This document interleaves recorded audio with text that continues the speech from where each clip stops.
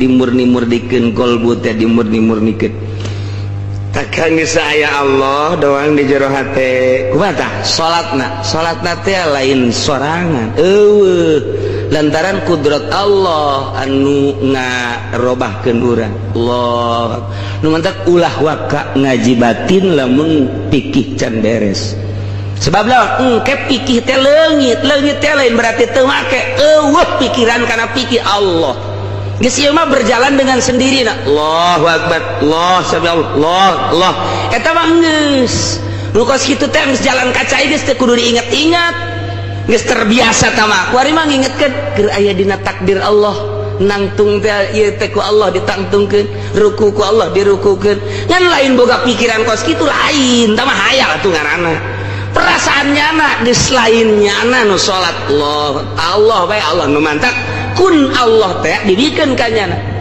subhanallazi biyadihi malakutu kulli syai'in wa ilaihi idza arada Allah syai'an ayaqula lahu kun fayakun cak Allah kulantar sia atuh geus adi aing kun aing dibikeun ka sia nu mantak sakecap nyata wali mah aya nu ngangsongkeun kalapa kiai cenah setiap aya cai aya laukan coba ieu kalapa beulah ku sia betok di jeron cak aing betok-betok lantaran geus camung ti Gusti Allah ka dieu beulah ku sia beulah aya betokan jerona atuh lamun urang bisa kos kitu moal mancing-mancing geus beri belahan bae geus ku urang mah dijualan pan blon eta eta kos kitu ya kiai lantaran sakecap jata jasa ieu naon nu diomongkeun percis jasa lah coba ku aing diisin-isin ieu wali ya kiai ya aya jawara nah bangke ucing ditedeun dihandap dikubur kemudian dicayan di rata-rata undang kiaina pertanyaan tak kiai coba eta tadi dihandap sama kiai naon eta di jerona buka begitu dibuka oh maruhmu ieu mah jeung base di jerona belut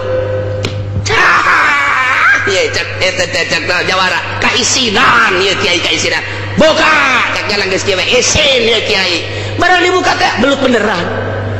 pan bangke ucing jadi belut bisa kecap nyata kun aing dibikeun ka sia cak sompralna helanan ieu mah hayang naon sia mata wali mah tuh lamun hayang sugih atuh mantep jasa nya nama bisa jasa ngan nya geus teu hayangan geus kitu